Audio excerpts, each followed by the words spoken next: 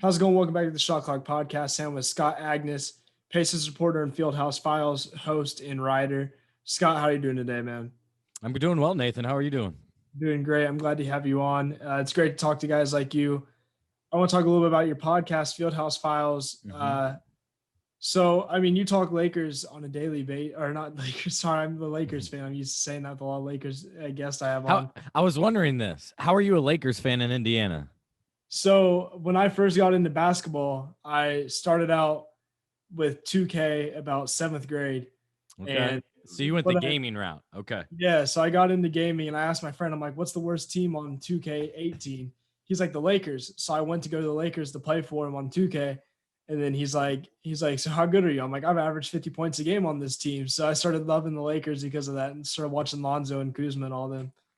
That's interesting. Okay. I thought you were going to go the LeBron route. He's out there right now. And that I understand because, I mean, nowadays more than ever, I think fans, especially skewing younger, root for individuals, root for coaches, root for scenarios rather than their hometown team or where their dad grew up or things like that. Sorry to derail it. I'm just curious. No, that's all good. Yeah, my dream is to move out to LA. So that's a lot of what it feels that kind of inspiration of being a Lakers fan too. Gotcha. Nice. But did you grow up a Pacers fan? I did, and I grew up a Pacers ball boy. That's how I got my start in working for the Pacers, was actually with the Fever, too. So you can see my Fever jersey there. I was there 10 years. You see the patch up there? That's because they won the championship the last year I was with them. And so I was traveling everything. So, yeah, absolutely. So when did you start doing ball boy for the Pacers and Fever? Fever was 2003, Pacers 2005. Okay, so what age was that for you? 14 and 16. 14 and 16. So 14 was the first. I mean, by law, it's the first time you can start working, and so it just worked out well, and that's one of the highlights of my career for sure. So I gotta ask you, what was some of the most? Because there's this one guy named Ball Boy on TikTok, and he talks about his ball boy experiences. So really? I gotta ask you, I'm not really big on TikTok, but I'll have to check it out. I'm curious. Is he talking NBA or other leagues? NBA. So he was a ball boy for the Nets, I believe, and went courtside for a lot of Nets games. And he talks about all Vince Carter was one of the most interesting guys he met. So what's one of the most interesting guys you met while doing ball boy? For me, who I always say is Shaq.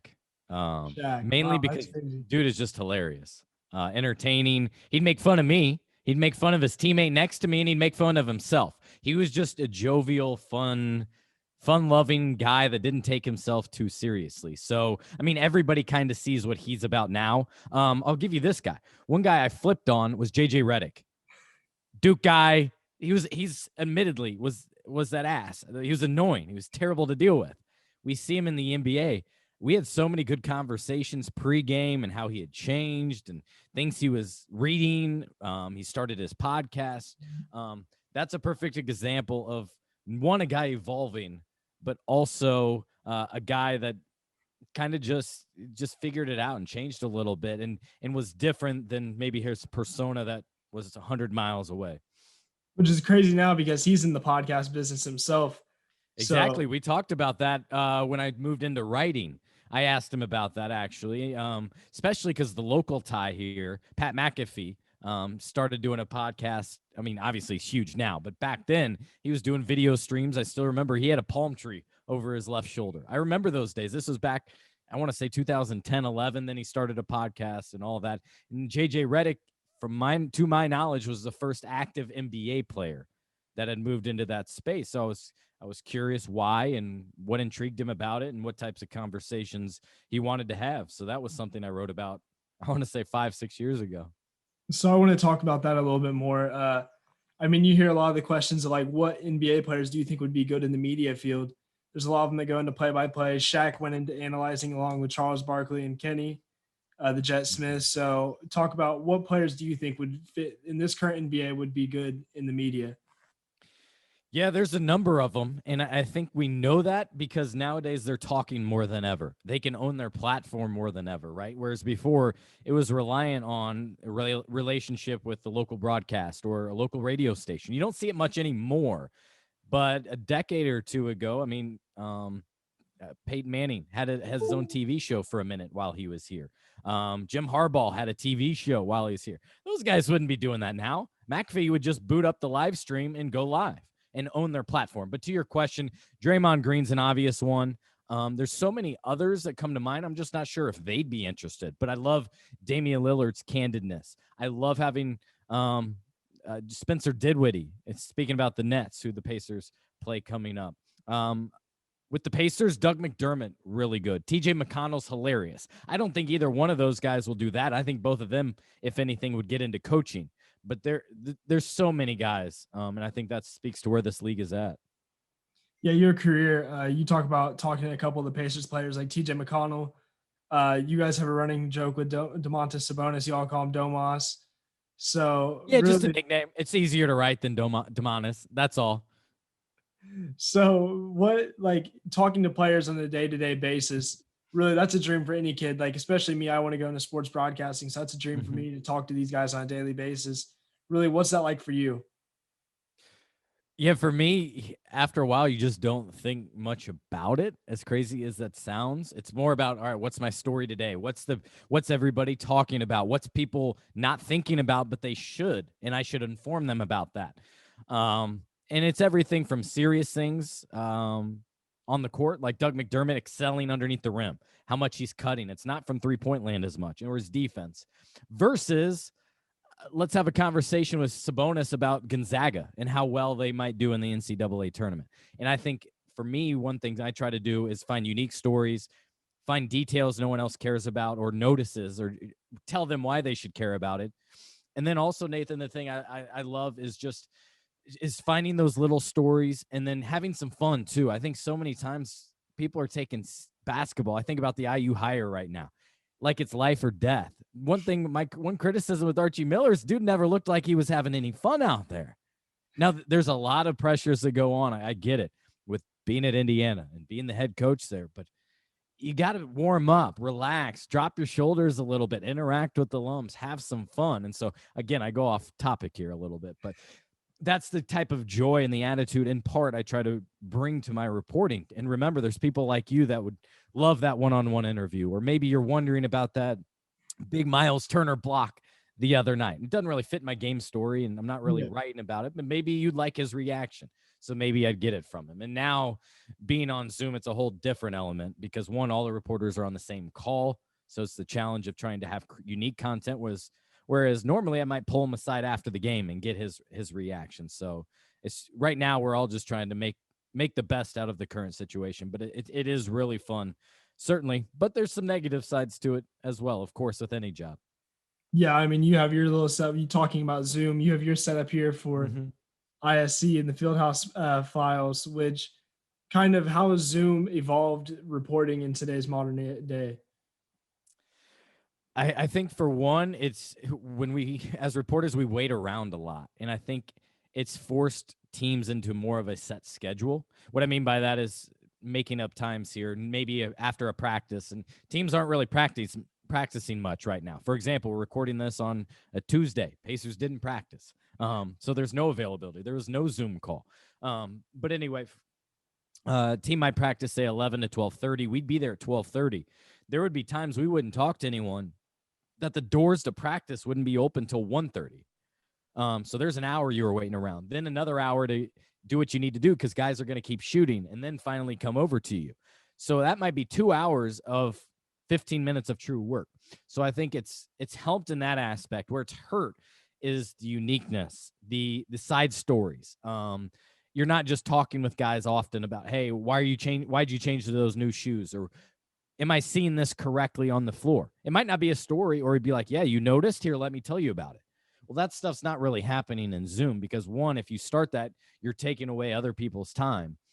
And yeah, so that's very different. The other thing is every call now, everyone wants to do Zoom instead of a FaceTime or a phone call. And this is more corporate, I've noticed, but whether it's with other PR companies and such as, hey, can you jump on a Zoom? How about you just call me? I'm in my car. Like, we're good. Like, so that I think that's the negative side of all this, but we're getting better audio for like this conversation, which is great. I've actually already had everything but this backdrop. I already had everything else because of my podcast. So I didn't have to buy anything else. I did buy a couple extra monitors because I'm living at this desk, right? So with road games, I'm not going to them anymore. So Mhm. I want one for stats, one for the game, and one for the other big game that's going on in the NBA type of thing. But yeah, it's a whole different world right now. Trying to cover the league. Take All-Star Game for example, right? Was supposed to be here, didn't happen, and down in Atlanta, it happens, and we're all covering it from thousands of miles away. Yeah, and you brought up not just being able to travel to road games. I went to, so do you know what ISAAB is? The Indiana School Association of Broadcasting? IASB, Yeah. yeah, absolutely. I'm a judge there every year.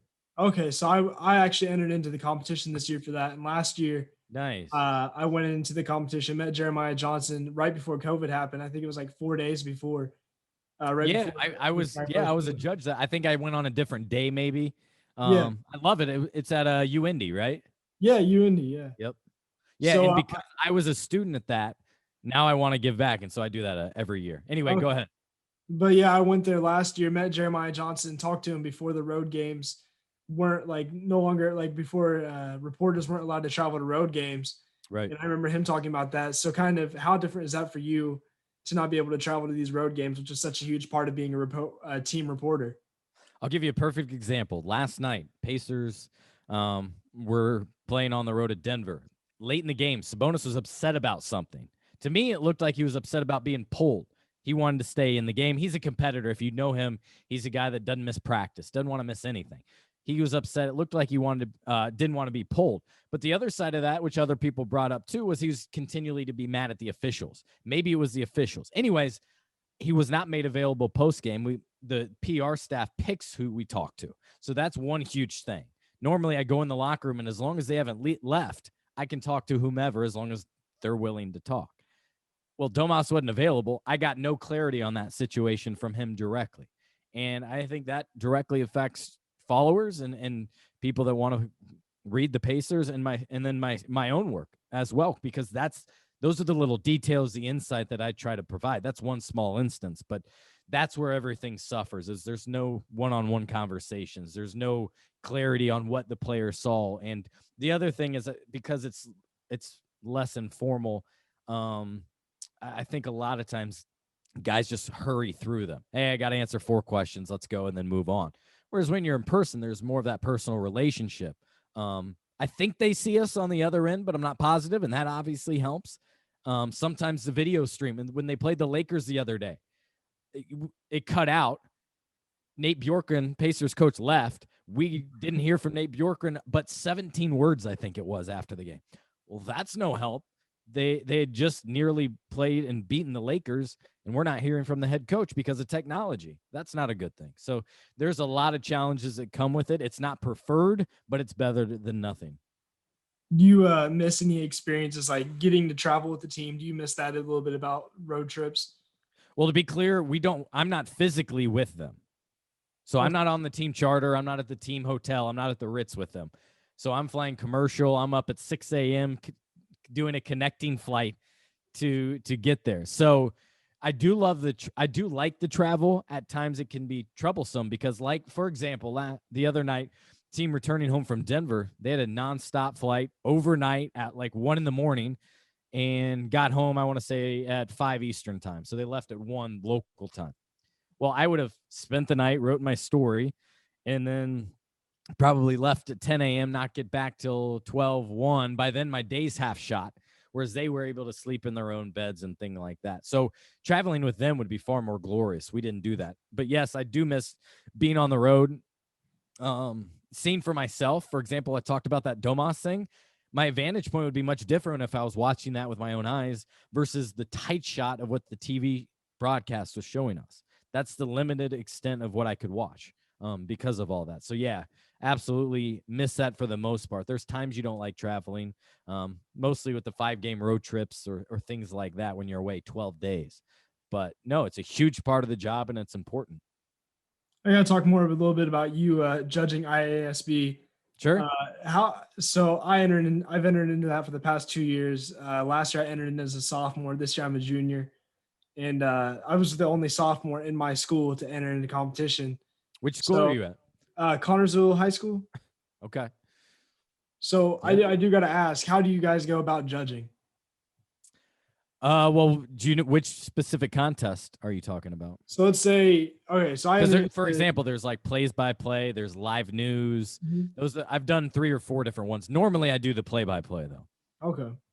So this year I entered into play by play, Mhm. not radio, but TV play by play. So how would you enter Okay. into that? Or how would you judge that? Yeah, so there'd probably be 3, maybe 4 of us in a room, probably about a little bigger than this room, and I'm savvy with technology, so usually I'm the one running it on the computer. They're sitting back just watching, and I don't remember the logistics, but maybe it's a 10-minute clip you're supposed to submit, right? So we're probably listening or watching at least 5, 6, 7 minutes of that. I can guarantee you, probably not all of it, except for the top ones, because what we'll do, and generally there's a lot of them. There's probably 30 entries, let's say, and right away, I would say in the first 30 seconds, you'll know, hey, is this a top 5? And I think that's what we broke it down to. You need to name the top 3 plus 2 alternates in case one is disqualified or things like that, and then you're judging it. So what I'm doing, for TV wise, that's a little bit different than radio, but I'm sitting back. Do I have a fun experience? Can I tell the announcers are having a good time? Is it informative? Because beyond everything, I need to know who's playing, who has the ball, time and score. Now, less so with TV than radio, obviously, but just kind of the logistics. If I flip this game on local TV here in Indianapolis, would I watch it? Just because of it's a basketball game and these announcers.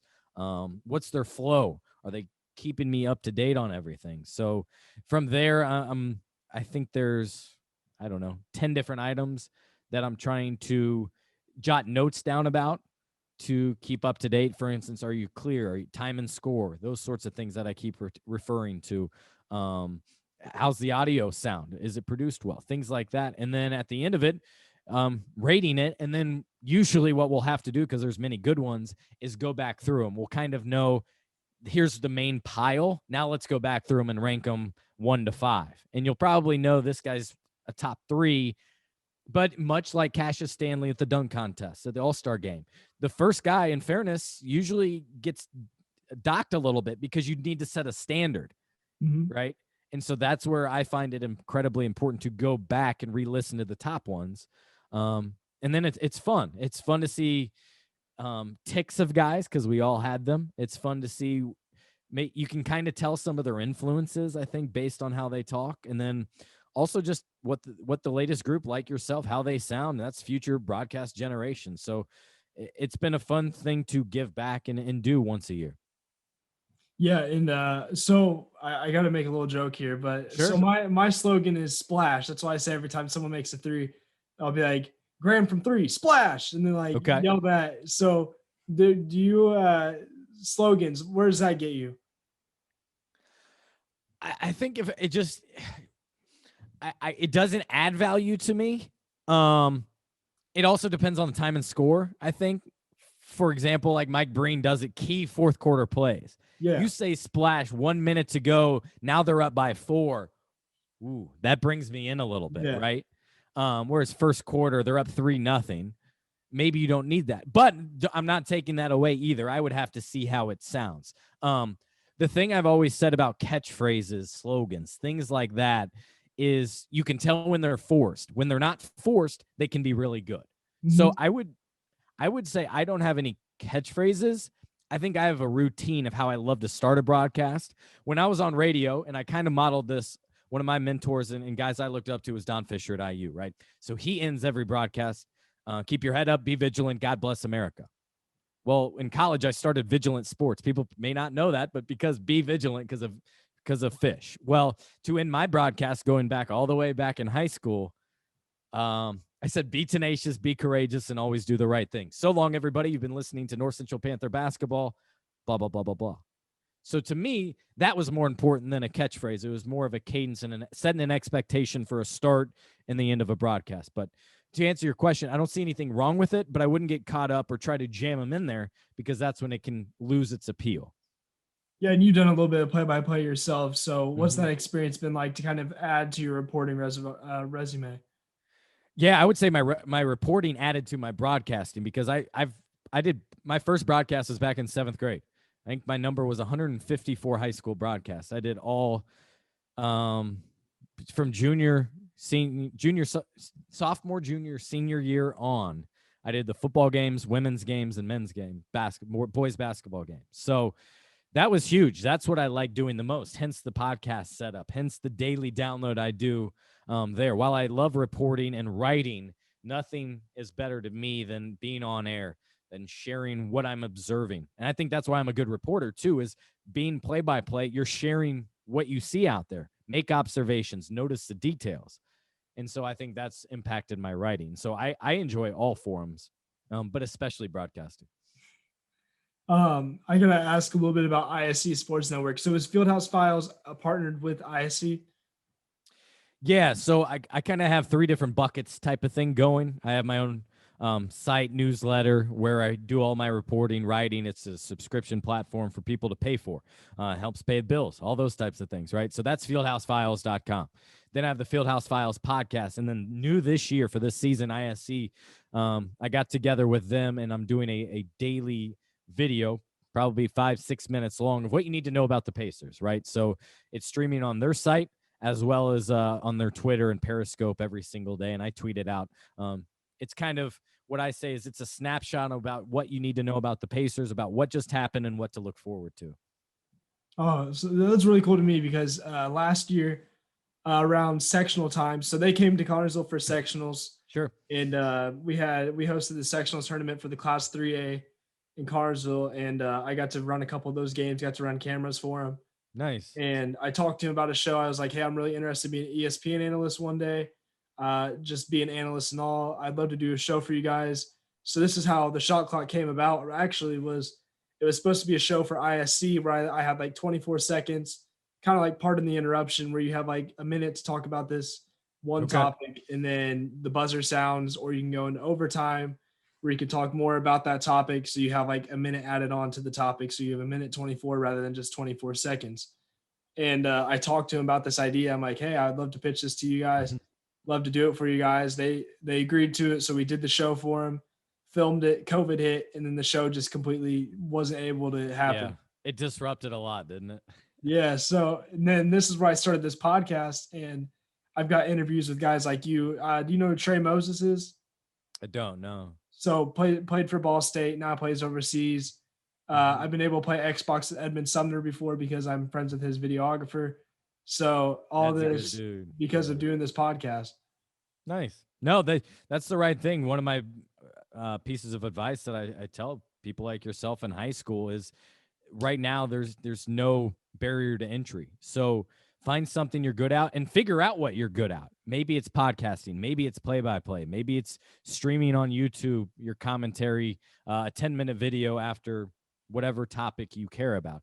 Right now is the perfect time just to experiment. Things are free. You can post as many videos as you want on Instagram or go live on YouTube or this podcast. So I encourage you to keep doing that. You're doing the right thing. I wish I had in high school was Twitter, not only to update people on the high school games, because I would be able to update, time, score, what's going on, injuries, but also post a link to my broadcast to get people to stream the game as well. Those are the things that Twitter took off my freshman year in college. So I didn't have that ability.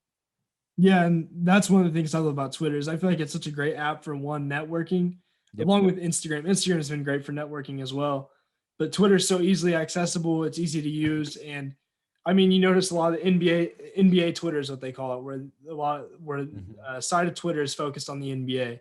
Right. So are you part of that at all? Yeah, I love NBA Twitter, obviously. Instagram, I haven't done a ton about. Well, I just try to take in normal times.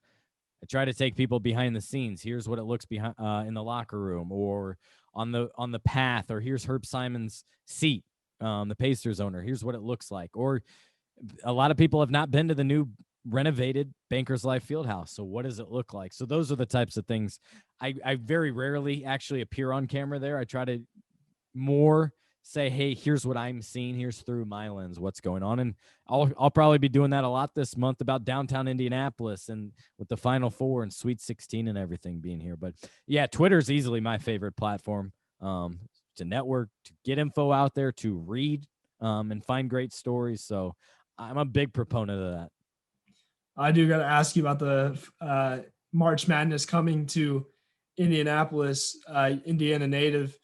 What's that like for you? I know for me it's huge because it's nice to see something big coming to Indiana. Yeah. For you yourself, what's that feel like for you? I love it because all the national attention that is on Indianapolis. They're hoping over, more than $100 million in economic impact. And remember that so many things have been canceled, especially like the All-Star game postponed 3 years. Think of the restaurants and the bars and the people that are going to be actually making money and be employed for a lot of this, for the hotels here downtown. I mean, I feel like the occupancy rate was something like maybe no more than 20% here recently. That is awful. That's not sustainable. So I think about those hotels downtown that are going to be sold out now for the next 2 months, just with players and coaches and such in them. So I love that. And then I love the fact that, thinking about the broadcasting aspect of it, think about how many times, well, welcome back to Indianapolis, back inside Bankers Life Fieldhouse. Now that we're up at Mackey Arena, things like that. Those make me very proud to be a Hoosier. Yeah, and I just filled out my bracket today, not like probably 30 minutes before we did this podcast. So who did you have winning it all, or who's your favorite to win it all if you haven't filled one out yet? So you're gonna laugh. I got away from doing that. I haven't done a bracket in like 3 or 4 years. And here's why. Because then I can go into every single game and I root for the game, right? I just want go to overtime. I don't care who wins. Let's not have a blowout. I find too many times if you have the bracket, then you're rooting for your team and you're upset about an upset. No, the best part about it is the upset or the close game, or if you're betting on it, then it changes your feel for it. So I've gone away from doing a bracket this will probably be my 4th year, and I'm good with that. I obviously watch way more NBA than I do college, so I don't have a great opinion anyway. It does feel like a year where a team that's been tested, a team that has veterans that has been there before, would succeed. So that's one reason I think a team like Gonzaga, clearly undefeated, clearly has been tested, and they have a veteran coach, that a team like that would be able to succeed. So I know that's straight chalk type thing, but I saw in the bubble the teams that succeeded, and it's a Gonzaga type team. We're going to go back to Pacers a little bit before we end here. We have a couple minutes left, but really, Oladipo is out. Caris Levert comes in, a part of the James Harden trade. So do you feel like Caris Levert has been an upgrade since Oladipo's outage? Or do you feel like Caris Levert's been he's only had 2 games under his belt as a Pacer so far. So what would you give his grade so far, and how do you think he's impacted the team?